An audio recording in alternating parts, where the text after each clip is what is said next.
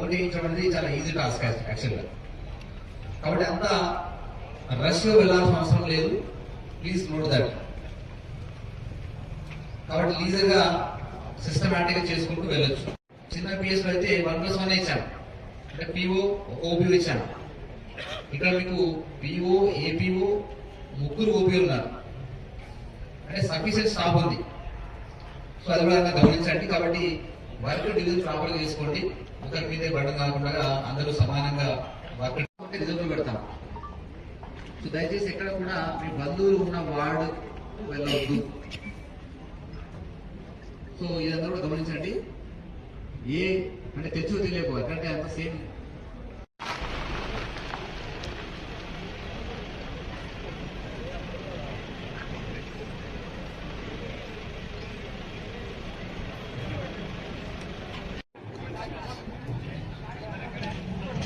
Sound వెనక్కి వస్తుందా? వెనక వినిపిస్తుందా? ఓకే. ఈ ఎలక్షన్ లో అంత రష్ అవసరం లేదు.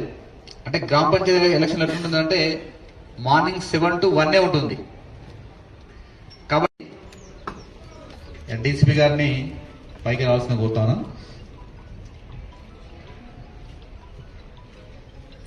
చేసి ఉండొచ్చు, ఎందుకంటే అప్పుడు 3 ఫేజులు జరిగింది కాబట్టి దాదాపు కొంతమందికి అయితే 3 ఫేజులు కూడా వేశాం.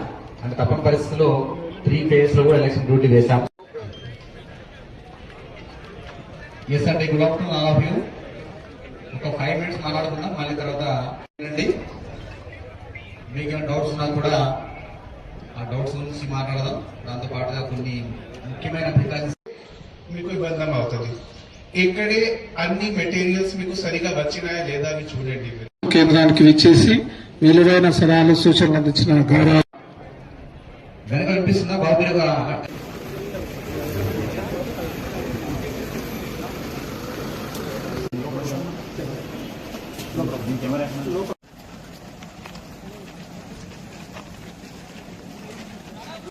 అది మెటీరియల్ కావచ్చు, అక్కడ ఇన్ఫ్రాస్ట్రక్చర్ కావచ్చు, ఏదైనా షార్ట్ ఫాల్ ఉంటే ఈ రోజు రాత్రికి వాటిని సమకూర్చుకోవాలి.